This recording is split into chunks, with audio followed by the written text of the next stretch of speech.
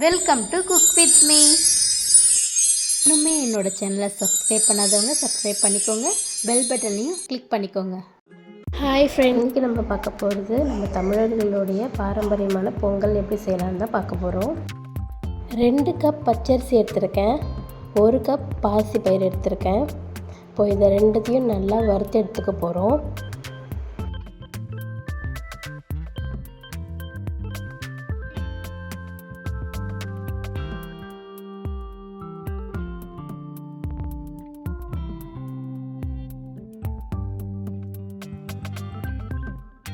இது ரெண்டுத்தையும் மிக்ஸ் பண்ணியே நான் வறுத்து எடுத்துக்கிறேன். இது ஒரு 2 நிமிஷம் வறுத்து எடுத்தால் போதும், ரொம்ப ப்ரௌனிஷாலாம் ஆக தேவையில்லை.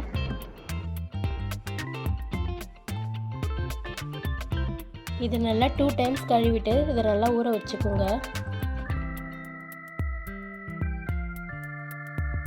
அதுக்கப்புறமா குக்கரில் 2 ஸ்பூன் எண்ணெய் விட்டுக்கோங்க, 1 ஸ்பூன் நெய் விட்டுக்கோங்க.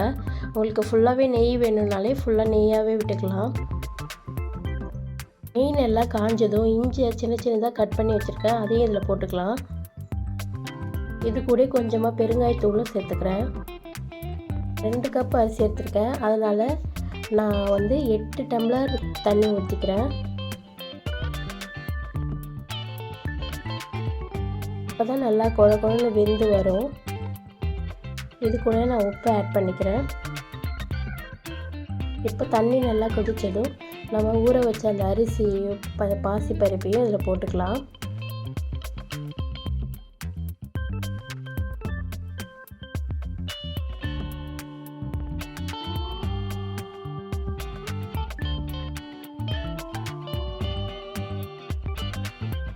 இதை ஒரு 6 விசில் போட்டு எடுத்துக்கோங்க. அவ்வளோதான், இது நல்லா வெந்து வந்துடுச்சு. இப்போ நம்ம தாளித்து எடுத்துக்கலாம்.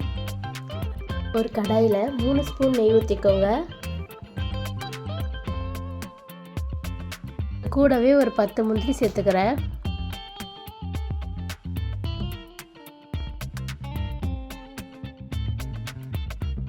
கூடவே கொஞ்சமாக கருவேப்பிலை,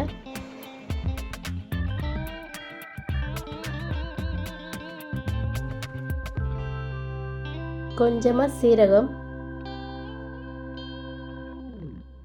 1 ஸ்பூன் மிளகு போட்டுக்கோங்க.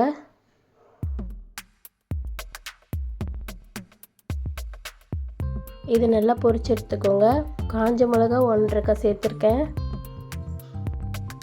இப்போ இதை சாதத்தில் ஊற்றிக்கலாம். அவ்வளோதான், இதை நல்லா கிளறிட்டு அவ்வளோதாங்க. சூப்பரான ஒரு அருமையான காலையில் பிரேக்ஃபாஸ்ட்டுக்கு ரொம்ப சூப்பராக இருக்கும்.